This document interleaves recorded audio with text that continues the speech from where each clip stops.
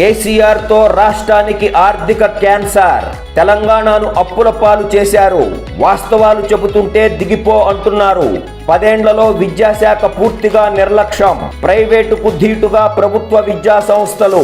అబద్ధాలపై తాము రాష్ట్రాన్ని నడుపబోం. గత ప్రభుత్వం నిర్లక్ష్యంతో నిరుద్యోగుల 12 ఏండ్లు వృధా. రవీంద్ర పార్కులో సీఎం రేవంత్ రెడ్డి. లెక్చరర్లుగా ఎంపికైన 1532 మందికి నియామక పత్రాలు అందజేత. ప్రతిపక్షాల విమర్శలను గట్టిగా తిప్పికొట్టాలి.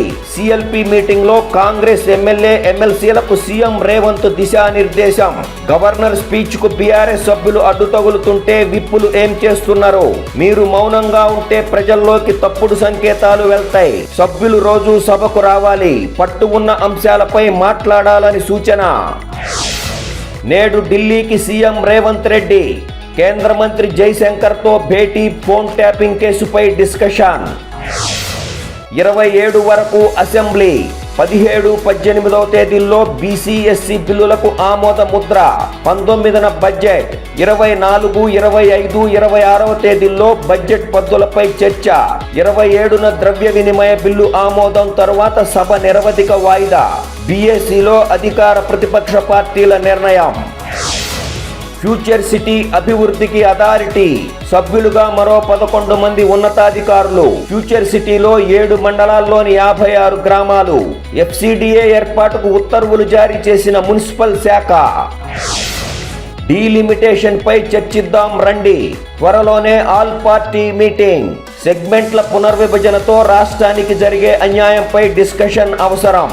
అన్ని పార్టీలకు డిప్యూటీ సీఎం బట్టి జానారెడ్డి బహిరంగ లేఖ. Telangana game changer. మహాలక్ష్మి ఉచిత బస్సు స్కీమ్ తో మహిళలకు 5,000 కోట్ల రూపాయల ఆదా. గవర్నర్ జిష్ణుదేవ్. రాష్ట్రంలో ప్రజలే కేంద్రంగా పాలన సాగుతున్నది. తెలంగాణకు అన్నదాతలే ఆత్మ. వారి అభివృద్ధికి అధిక ప్రాధాన్యం.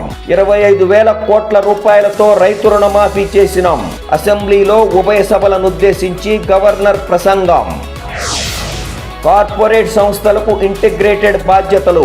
స్టేట్ ఇమేజ్ పెంచిన ఐటీ పరిశ్రమల శాఖ. వేసవిలో కరెంటు పోకుండా నిరంతరం పర్యవేక్షించాలి.